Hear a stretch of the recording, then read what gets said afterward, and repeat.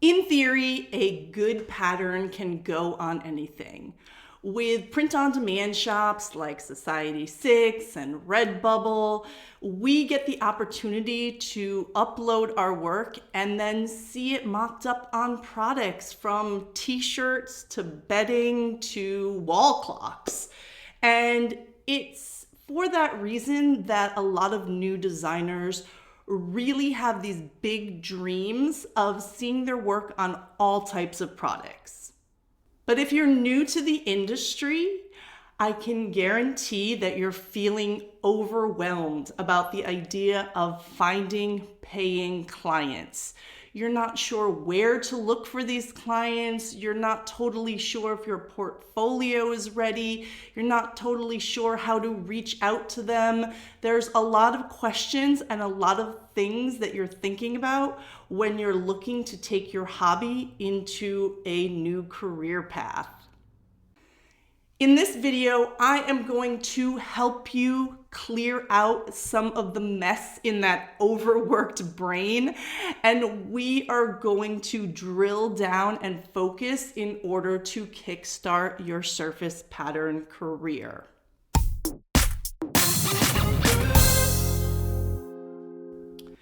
We all want to see our art on beautiful products. And through my 20-year career, I have had the privilege of working on a lot of different types of things. And there are still a long list of things that I would love to see my art on, including kids' bedding, kitchenware, wallpaper. But the overwhelm is real. And today I want to give you some advice and break down that advice so that you can get started finding the clients that work for you. In my Ready for Surface Pattern Design workshops, which you can sign up for, I'll definitely be putting the link in the description. I run them every few months and they are free to join. So get on the wait list or potentially register for one that might be coming right up. But in my workshop, I give a lot of advice. And one of the things that I tell people that really resonates and is really important, I firmly believe in, is set your sights on one product category first. The power of niching down for success is probably something you've heard of before. Let's look at a few reasons why I recommend this to new designers. The first is increased market understanding. I've said this before, you probably heard it, but what works for wallpaper and what works for women's yoga pants is not necessarily the same in the commercial market. I know on Spoonflower you can draw cats napping by cactuses, and there is someone who is maybe going to sew yoga pants with that, and there might be a different consumer who's going to print it out as wallpaper and put it on their walls. Yes, that does happen occasionally, but in the commercial market where art directors are manufacturing large amounts of product and putting them into big name stores, things that work on walls are a little different than things that work in athleisure wear. And obviously those are just two examples, but there are a lot of different types of markets out there. And what works for one does not necessarily work commercially for another. So when you pick a product category, you are able to start to look into that product category with a little bit more of a critical eye and understand what is working in that market. And your portfolio can go a little bit closer to that. It doesn't have to be exactly like what's happening, but I talk about if you're interested in getting into commercial markets and big name stores, a lot of the times that does require a little bit of commercial viability. And so being able to understand the market that you're targeting makes a big difference. And when you're trying to research a lot of different markets and learn about, what works for women's dresses and what works for notebooks and what works for greeting cards, it can be very overwhelming. So I recommend niching down for that first reason, increased market understanding. Second reason choosing a product category to start with is really wonderful. It can save you time as you target your outreach. If you have started to reach out to clients, if you've started researching potential companies to license your art with, to freelance for, to sell your art directly to, then you know that doing some of that research can really be a bit of a slog. And sending out pitch emails and sending your artwork to art directors and getting in front of the right people, it is not an easy thing to do. If it was, then more people would be doing it for sure. So the most effective way to do this is to stay consistent and to be persistent. And if you're casting a really wide net to all types of different companies, first of all, you have to change how you're addressing each one and maybe potentially adjust the artwork that you're showing. Because again, if you're pitching to a wallpaper company, you might not be showing your cats napping by cactuses print. And besides having to potentially choose different pieces from your portfolio that are going to work best with the company you're pitching to, you have a lot of contacts and a lot of information to research and to continually, work through. This is why in my class, Start Your Surface Pattern Business, we talk about, before we even talk about how to find these clients, which we do dig into, and how to reach out to these clients, which of course I cover, before we even go there, I talk about niching down, and we talk about optimizing our portfolio, and we talk about all the things that get us ready to make that pitching journey a little bit smoother and easier. So, again, choosing a product category makes for targeted outreach and it saves you time. The third reason that I like choosing a product category to begin with, choosing a niche to start with, is reduced competition. I hear a lot of new designers complaining that this industry is oversaturated. I don't have a strong feeling on that. I do think there are a lot of people who are trying to get into it, but whether or not it's actually oversaturated, I'm not sure that I agree with that. But no matter which side of the fence you fall on in that argument, the truth is there's a lot less people trying to get into women's swimwear specifically, or greeting cards specifically, than there are people trying to get into any field just get into surface design, right? So when you really narrow in and you target your market and you target your research, then you have less competition as far as people who are actually consistently following up and reaching out to those type of clients.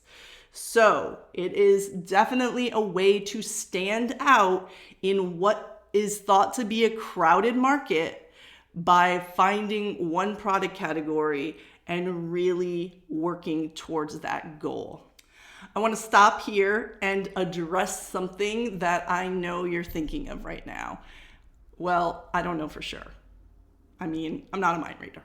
But I want to stop here and say, I imagine that you might be saying, because I've heard many students say it, I've heard many people say it, that you don't want to limit yourself. You love the idea of these multiple products and you don't want to limit yourself. Here's my response to that. Niching down does not have to be forever. It really doesn't. I'm not asking you to choose something like planners and then never look at another product category for the rest of your career. That's not how it works. I know you have big goals and dreams and you want to see your work in a lot of places, and I'm not trying to dash those dreams today. Do it if you want to. But I recommend starting somewhere because of the reasons that we already discussed, and I have a few more coming up as well. I liken this to multiple streams of income. We have all heard the advice that to be a successful independent artist, you need multiple streams of income. Something, sometimes one stream brings in a lot and the other one doesn't, and then things switch around and you need to have multiple streams. We've heard this advice a lot.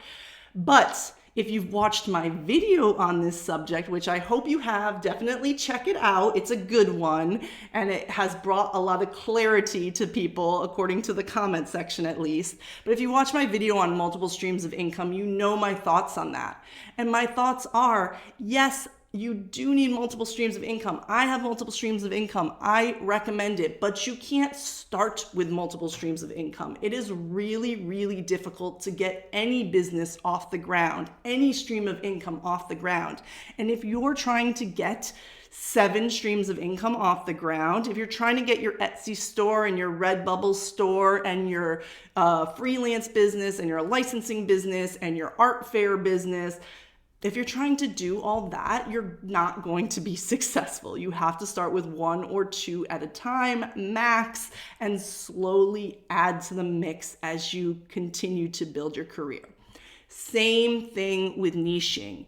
Start with one thing, pitch to some, one product category and a bunch of companies within that product category. Pitch to those people. Start to build clients in that one niche. As you build your career, you can certainly add and explore new markets, and you will hopefully find that work starts coming to you. It's not always all about pitching. That's the great news. It's hard to get started. I know this. I've been there. It is really hard to keep getting your work out there and finding new clients. But as you get more experience, work starts coming to you. There's a lot of ways that work starts trickling in through referrals and through people finding your work online and all kinds of things like that. So when someone comes to you from a different niche, a different product category, you don't have to turn it down. You can go with it and you can slowly build your repertoire. But starting from one place is a great way to get into the industry. So tell me in the comments right now. I need to know, how are you feeling about this niching where we're at right now? Give me a like if this has been helpful. Give me some comments. Are you starting to, think that this maybe could work? Are you still like, no way? I'm about to dig into some more reasons to consider niching as your career expands. But first, tell me in the comments where you're at with this video. I need to know.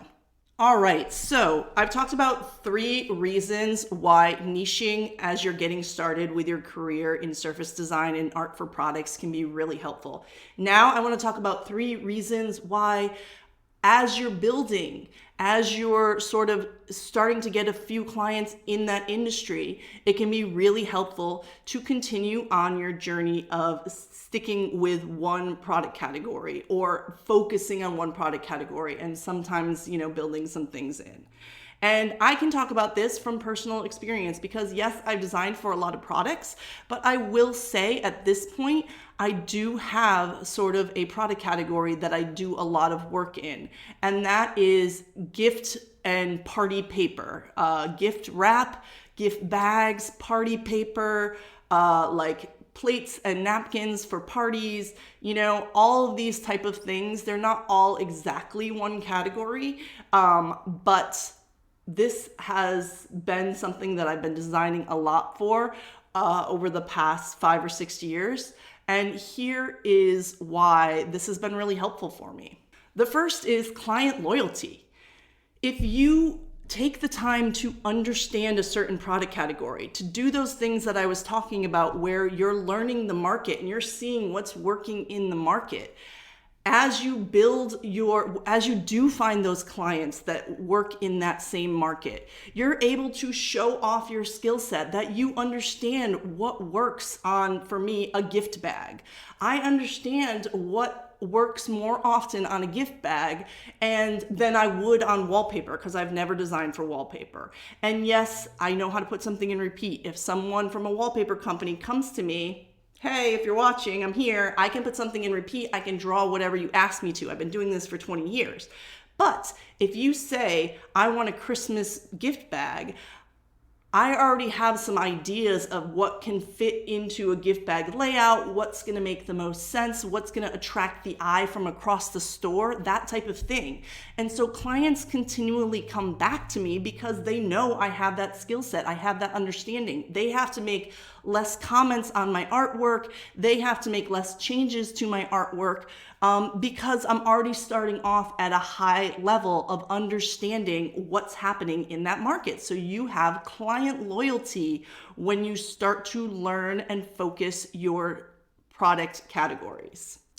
The second really great thing about niching as your career starts to build is you have an improved reputation.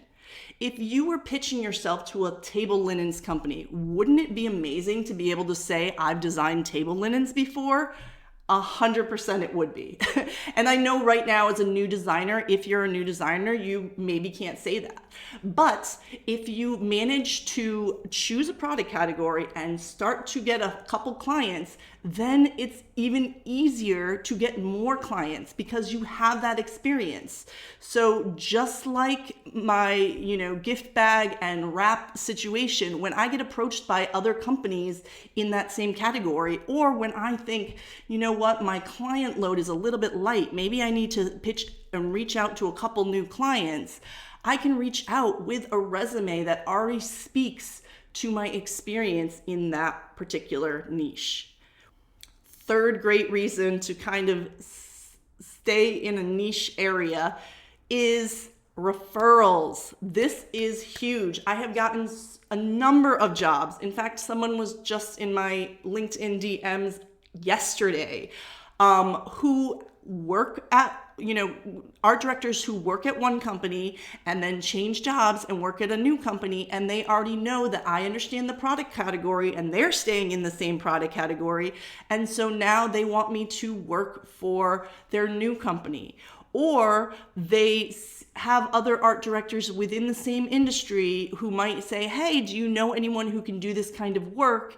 And they can recommend me because of my improved reputation, of their loyalty to me, those type of things. So getting other jobs because you're good at the one job is a wonderful benefit of having some experience in this industry, and having that zoomed in product category can really accelerate that growth. So have I convinced you? I know I have. Come on, those were all genius reasons. You should definitely consider choosing a niche, getting a little bit of focus, all right?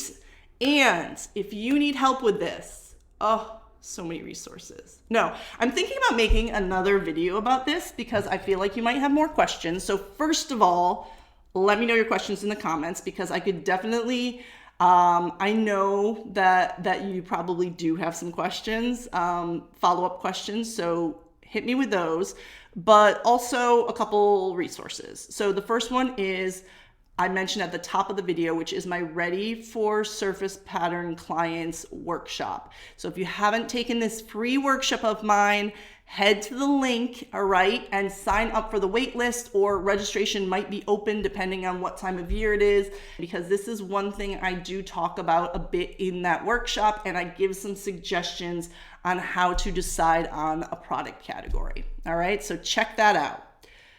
Second thing is certainly start your surface pattern business. Okay, I focus, this is like almost an entire module in Start Your Surface Pattern Business. Not only do I talk about what the benefits, which you pretty much just got the highlights of, but I talk about the different product categories really in depth. And I talk about what aspects of certain categories might relate to your art. I talk about what things we see a lot in certain categories and why certain categories may be better for you than others. And then I talk about how to optimize the work that you already have to make it a little bit more friendly for the product category that you choose. So that is obviously a really good resource. Final resource. I know I have so many. I think I'm only supposed to have like one call to action, so sorry about this. Links below. Final resource. quiz. I have a what is your surface pattern design niche quiz. So you take the quiz, you answer a few questions about your style, about your skill set, about the types of things you like, and I recommend a product category for you. So check that quiz out. It's just a guideline, it's just for fun, and it breaks things down into 5 major product categories, but you're still gonna have to get a little bit more specific. I will put the link down in the description, so check out all these links. These are really good resources. And leave me a comment and let me know your other niching questions, or why you are still on the fence about niching, why you haven't gone forward with it. Let me know in the comments. I need to know. All right,